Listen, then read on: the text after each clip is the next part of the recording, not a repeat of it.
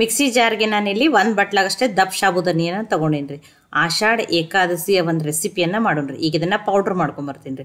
ಅದು ಎಷ್ಟೇ grind ಮಾಡ್ರೂ fine powder ಅಂತೂ ಆಗಲ್ಲ ರೀ. ಸ್ವಲ್ಪ ತರಿಯಾಗಿಯೇ ಕೈಗೆ ಹತ್ತಿರ್ತದೆ. ಅದೇ ರೀತಿ ಸಣ್ಣ ರವೆ ಥರ ಬಿದ್ದಿರ್ತದೆ ರೀ, ಚಿರೋಟಿ ರವೆ ಥರ ಅಷ್ಟೇ ಗ್ರೈಂಡ್ ಆಗ್ತದೆ ರೀ ಇದು. ಇದಕ್ಕೆ ನಾನಿಲ್ಲಿ ಖಾರಕ್ಕೆ 2 ಮೆಣಸಿನ್ಕಾಯನ್ನು ಹಾಕ್ತಾಯಿದ್ದೀನಿ. ಖಾರ ಇಷ್ಟ ಅನ್ನೋರು ನೀವು ಇನ್ನೊಂದು ಸ್ವಲ್ಪ ಮೆಣಸಿನ್ಕಾಯನ್ನು ಜಾಸ್ತಿನೂ ಹಾಕೋಬೋದು ರೀ. ಇದಕ್ಕೊಂದು ಅರ್ಧ ಸ್ಪೂನ್ ಆಗಷ್ಟೇ ಜೀರಿಗೆಯನ್ನು ಹಾಕ್ತಾಯಿದ್ದೀನಿ. ಫ್ರೆಶ್ ಆಗಿರೋ ಕರ್ಬೇವು ಸೊಪ್ಪಿದ್ದ ಹಾಕಿರಿ, ಫ್ಲೇವರ್ ತುಂಬಾ ಚೆನ್ನಾಗಿ ಬರ್ತದೆ ರೀ.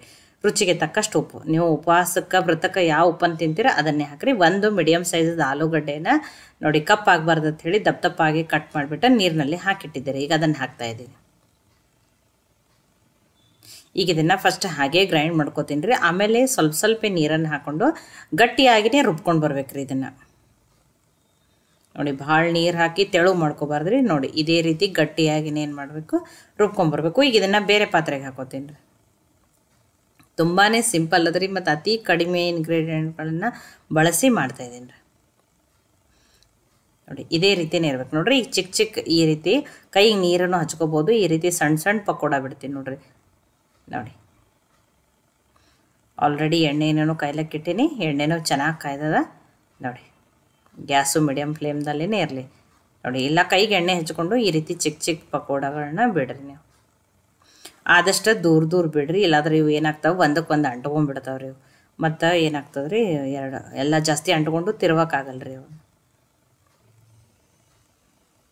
ನೋಡಿ ದೂರನೇ ಬಿಡ್ರಿ. ನೋಡಿ ಮತ್ತು ಆಷಾಢ ಏಕಾದಶಿ ಸಲುವಾಗಿ ನೀವು ಯಾವ ರೀತಿ ಬೇರೆ ರೆಸಿಪಿಗಳನ್ನ ಮಾಡ್ತೀರಂತ ಹೇಳಿ ನನಗೆ ಕಮೆಂಟ್ ಮಾಡಿ ತಿಳಿಸ್ರಿ. ನೋಡಿರಿ ಈ ರೀತಿ ನೋಡಿರಿ ಕೆಂಪಗಾಗೋವರೆಗೂ ಕರೆದ್ಬಿಟ್ಟು ತೊಗೊಂಡಿನಿ ನೋಡಿರಿ. ಒಮ್ಮೆಲೆ ತಿರ್ವಾಕೋಬೇಡ್ರಿ, ಕೆಂಪಗಾಗೋ ತನಕ ಬಿಡ್ರಿ, ಆಮೇಲೆ ತಿರುಗಿಬಿಟ್ಟು ತೊಗೋರಿ.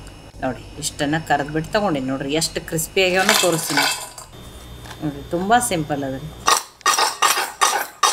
ನೋಡಿರಿ ಇದರ ಕ್ರಿಸ್ಪಿನೆಸ್ ನಿಮಗೆ ಸೌಂಡ್ದಿಂದಾನೇ ಗೊತ್ತಾಗೋದು ಇದು. ನೋಡಿ ನಾನು ನಿಮಗೆ ಮುರಿದ್ಬಿಟ್ಟು ತೋರಿಸ್ತೀನಿ ನೋಡಿರಿ. ತುಂಬಾ ಕ್ರಿಸ್ಪಿ ಆಗೋದು ನೋಡಿ ಎಷ್ಟು. ನೋಡಿರಿ ಮತ್ತು ಎಷ್ಟು ಫಳ್ಳಾಗ್ಯಾವ ನೋಡಿರಿ ಇವು. ನೋಡಿ ಒಳಗಡೆಯಿಂದ ತುಂಬ ನೋಡಿರಿ ಎಷ್ಟು ಫಳ್ಳಾಗ್ಯಾವ, ಹೊರಗಡೆಯಿಂದ ಫುಲ್ ಕ್ರಿಸ್ಪಿಯಾಗಿ ತುಂಬಾ ಚೆನ್ನಾಗಿ ಬಂದವ್ರಿ. ನೀವು ಉಪವಾಸಕ್ಕೆ ವ್ರತಕ್ಕೆ ಶೇಂಗಾ ಚಟ್ನಿ ತಿಂತಿರೋ, ಕೊಬ್ಬರಿ ಚಟ್ನಿ, ಯಾವ ರೀತಿ ನೀವು ಚಟ್ನಿಗಳನ್ನ ಮಾಡ್ಕೋತೀರಿ ಆ ರೀತಿ ಚಟ್ನಿ ಮಾಡಿಬಿಟ್ಟು ಇದನ್ನು ಏನು ಮಾಡ್ಬೋದು ರೀ, ಸರ್ವ್ ಮಾಡ್ಬೋದು ರೀ. ನೋಡಿ 2 ಮುರಿದ್ಬಿಟ್ಟು ತೋರಿಸ್ತೀನಿ. ತುಂಬಾ ಕ್ರಿಸ್ಪಿಯಾಗಿರುವಂಥ ಇದೊಂಥರ ಸಾಬುದಾನಿ ಪಕೋಡ ಅಂತಲೂ ನೀವು ಕರಿಬೋದು ರೀ. ಈ ಆಷಾಢ ಏಕಾದಶಿಗೆ ಇದನ್ನು ಖಂಡಿತನೂ ಟ್ರೈ ಮಾಡಿ ನೋಡಿರಿ. ಈ ಸಾಬುದಾನಿ ಪಕೋಡ ರೆಸಿಪಿ ನಿಮಗೆ ಇಷ್ಟ ಆಗಿತ್ತಂದ್ರೆ ಲೈಕ್ ಮಾಡಿ, ಶೇರ್ ಮಾಡಿ, ಕಮೆಂಟ್ ಮಾಡಿರಿ. ಈ ಏಕಾದಶಿಗೆ ಇದನ್ನು ಟ್ರೈ ಮಾಡಿ ಹೆಂಗೆ ಬಂದಿತ್ತು ಅಂತ ಹೇಳಿ ನನಗೆ ಕಮೆಂಟ್ ಮಾಡಿ ತಿಳಿಸ್ರಿ. ಮತ್ತೆ ಹೊಸ ರೆಸಿಪಿ ಜೊತೆ ಸಿಗೋಣ. ಎಲ್ಲರಿಗೂ ಧನ್ಯವಾದಗಳು.